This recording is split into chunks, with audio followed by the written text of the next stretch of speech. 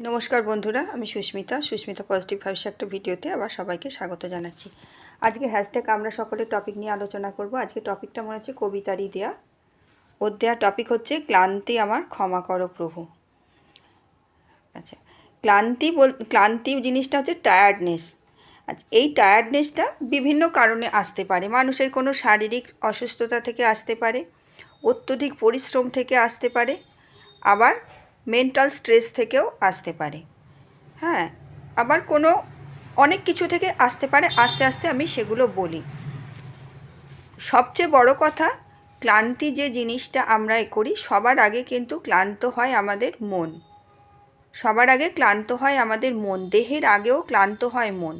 কারণ আমাদের মন থেকে বা আমাদের থেকে যে এটা আমাদের শরীরকে দেয়, ইন্ডিকেশানটা দেয় যে তোমার যে কোনো কিছুর ক্ষেত্রেই যে তোমার এখন এটা হচ্ছে, শারীরিক অসুস্থতা বলো এ বলো, সেইটাই আমরা কিন্তু সবার আগে আমাদের মনেতে হয় বা মগজে হয়। সেটা আমাদের আস্তে আস্তে আমরা সেটা তখন ফিল করতে শুরু করি। আর মনেতে কে নেয়? মনেতে কিন্তু আমিই নিই। কারণ হয়তো সাময়িক আমাদের একটু হলো, কিন্তু সেটাকে বেশি করে মনেতে আমি নিই। এই যে মনেতে নেয়ার ব্যাপারটা বলবো, যে কোনো কারণেই হোক, আমার হয়তো আমাকে সাংসারিক এমন পরিস্থিতি, আমাকে প্রচুর পরিশ্রম করতে হয়। আমি আমার ক্ষেত্র দিয়ে শুধু বলবো না, সবার ক্ষেত্রেই বলবো, হয়তো করতে হয়, আমাকে যেমন করতেই হয়, কিন্তু আমি ফুল অফ এনার্জি থাকি। এবং কি করে থাকি, কি করে থাকা সম্ভব সেটাই বলবো। এটা কিন্তু চেষ্টা করলে অনেকটা পারা যায়, পুরোপুরি পারা যায় না, কিন্তু অনেকটা পারা যায়। প্রথমত নিজের মাইন্ডকে বা সাবকনশাস মাইন্ডকে এমনভাবে তোমাকে চালনা করতে হবে, যে বিশ্বাস করাতে হবে যে তুমি সবসময় সত্যি ভালো এনার্জেটিক থাকো।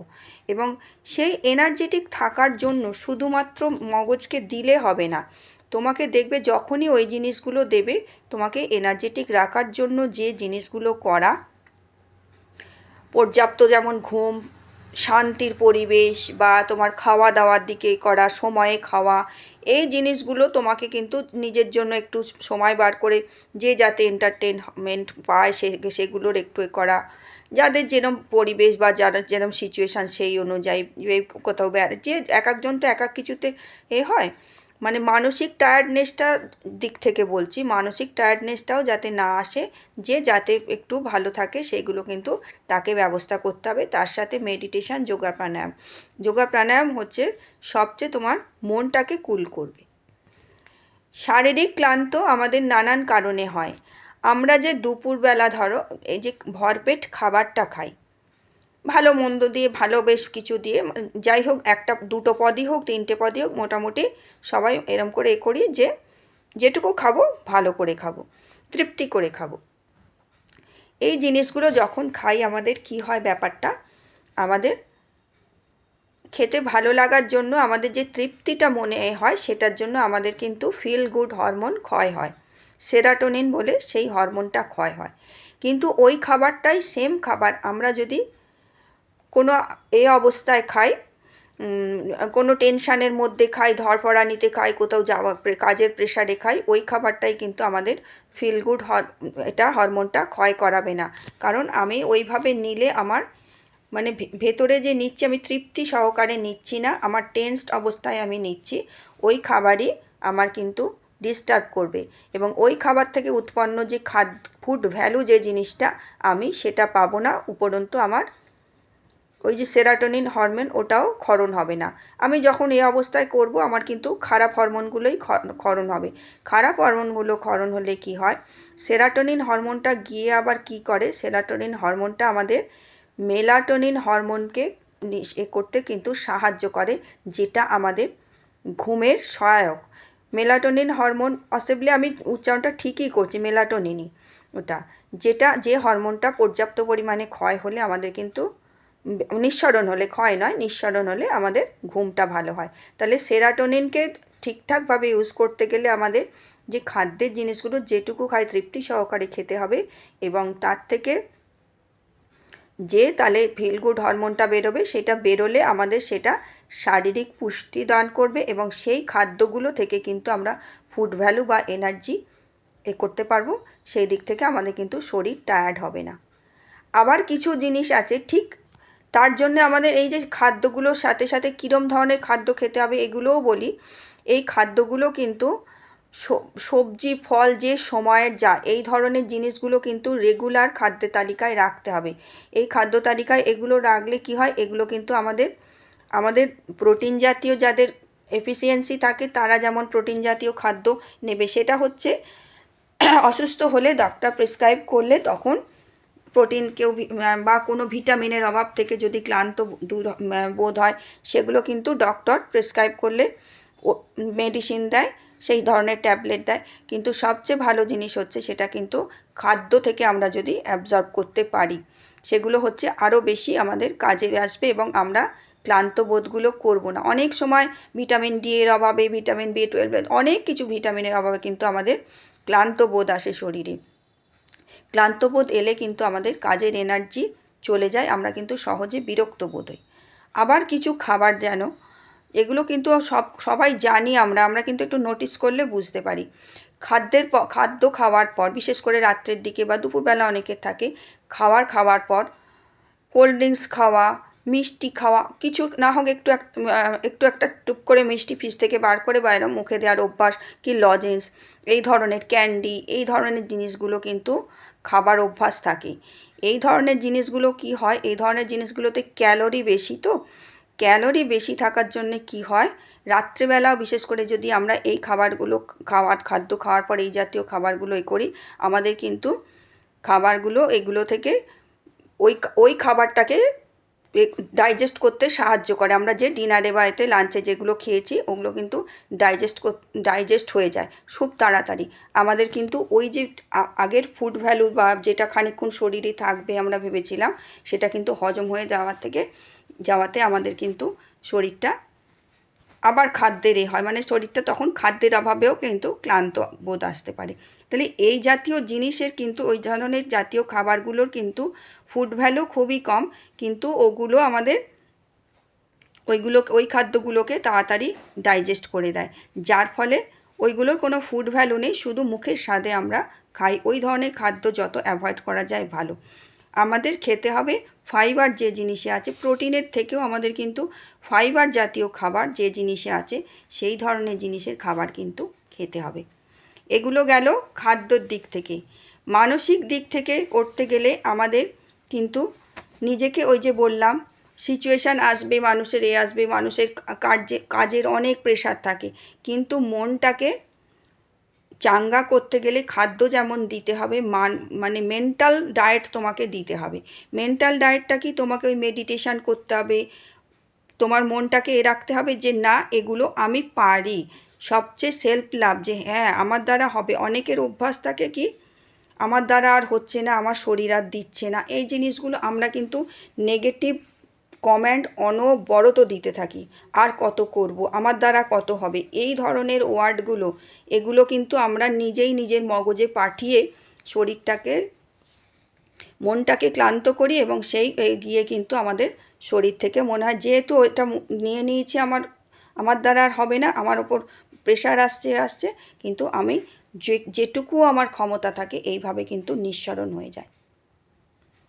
সত্যি কথা বলতে কি, আমি যে এই জিনিসগুলো কিন্তু আমার আগে ছিল না, এই জিনিসগুলোর মধ্যে দিয়ে যেতে এক্সপিরিয়েন্স করছি যে মনটাকে যদি আমি রাখতে পারি, তার সাথে সাথে ওই খাদ্যাভ্যাস বলো, যেগুলো একটু ফুড ভ্যালু আছে এইগুলো, বা মেন্টাল ডায়েট যেগুলো, এগুলো নিতে পারলে, একটু ভালো জিনিস দেখলাম, শুনলাম, পড়লাম, বা ফোনেতে দেখলাম, এই যে জিনিসগুলো মেন্টাল ডায়েট, এই মেন্টাল ডায়েটগুলো যদি নাও না, আমাদের যে দুশ্চিন্তাগুলো, খারাপ জিনিসগুলোকে একটা ভালো জিনিস দিয়ে ঢাকা দেওয়া যাবে।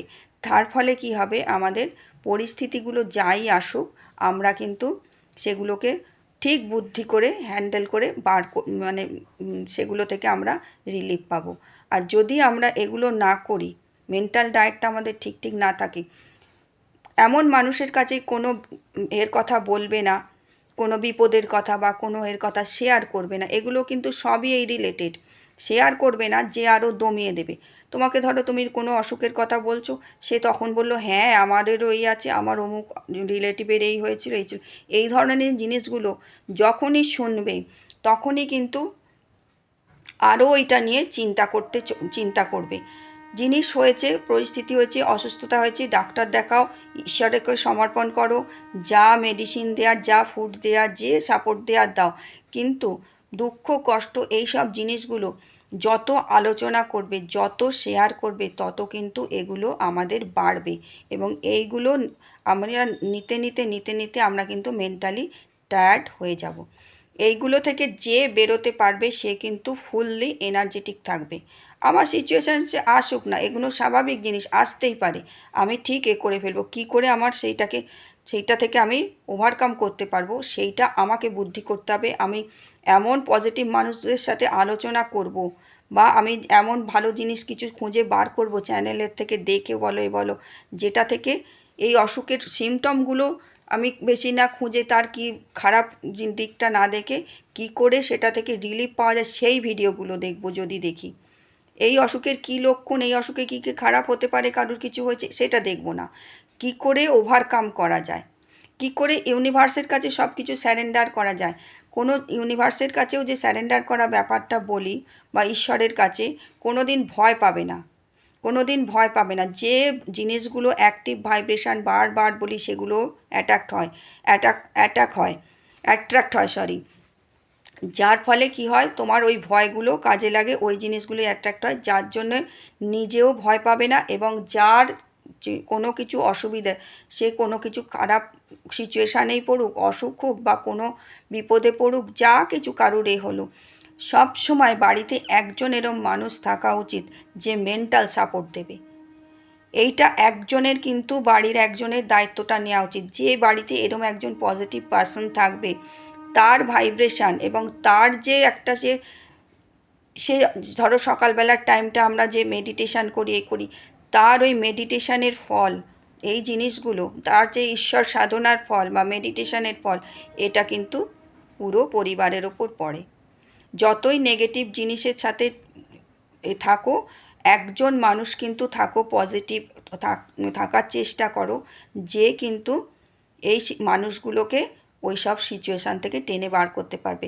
আমরা ফিজিক্যালি টায়ার্ডের থেকে আসল বেশি টায়ার্ড হই মেন্টালি টায়ার্ডনেসটা আমরা সবসময় বলবে I am always energetic, I have enough time. আমরা সবচেয়ে ক্লান্ত হই কি, যে আমাদের টাইমের মধ্যে এই কাজগুলো করতে হবে, ধরপর করি, কী করে হবে, তা নয়। সব ছেড়ে দাও ইউনিভার্সের কাছে, সকালে বলে ওঠো অ্যাফার্মেশান করে যে আমার যত এই আসুক, আমি একদম ঠিকঠাক আমার সব কাজগুলো হয়ে যাবে। বলে তো দেখো, আমার সব হয়ে যাবে, আমার সব কিছু আছে, আমি যেখানে যাব সেখানে যাওয়ার আগে আমার ফিল্ড তৈরি করা আছে, আমার সব কাজগুলো হ্যান্ডেল সুন্দরভাবে হয়ে যাবে। সব কিছু স্যারেন্ডার করে দাও, নিজেকে ফুললি এনার্জেটিক রাখো, কোনো ক্লান্ত আসবে না। ক্লান্তি আমার ক্ষমা করো প্রভু, তখন বলতেও হবে না।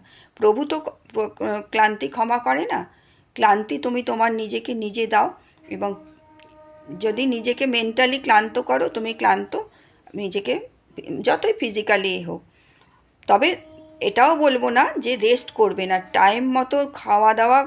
আর একটা জিনিস হচ্ছে খাওয়ার অভ্যাস, জলখাবার বলো, ডিনার বলো, লাঞ্চ বলো, যদি সেম টাইমে, আধ ঘন্টা 15 মিনিট এদিক ওদিক নয়, সেম টাইমে নেওয়ার অভ্যাস থাকে, সেইটাও কিন্তু আমাদের একটা মেন্টাল একটা হয়ে যায় সিস্টেম, যে ওই টাইমে আমি এই খাদ্য খাবো। আমার কিন্তু শরীরটা আমার সেইভাবে সিস্টেমেটিক হয়ে থাকে, আমার শরীর ওই টাইমে খাদ্য না পেলে আমার কিন্তু শরীরটা ক্লান্ত লাগবে। এইটা কিন্তু আমাদের নিজেদের একটা খেয়াল রাখতে হবে, যে আমি ওই টাইমে নিচ্ছি, আমি চেষ্টা করব ওই টাইমের মধ্যেই কিন্তু নেয়ার। একাধ দিন হয়ে গেল সেটা জিনিস, কিন্তু কারণ আমাদের সিস্টেমটাই শরীরের ওইভাবে হয়ে যায়। এতগুলো বিষয় বললাম, এগুলো মেনে দেখবে, তাহলে কিন্তু ক্লান্তি আমার ক্ষমা করো প্রভু আর বলতে লাগবে না। নিজেই নিজেকে সবসময় ফুললি এনার্জাইজ রাখতে পারবে, এবং বাড়ির সকলকেও এনার্জাইজ রাখতে পারবে। ভালো থেকো সকলে, ইউনিভার্সাল ব্লেসিং সকলের জন্য রইল।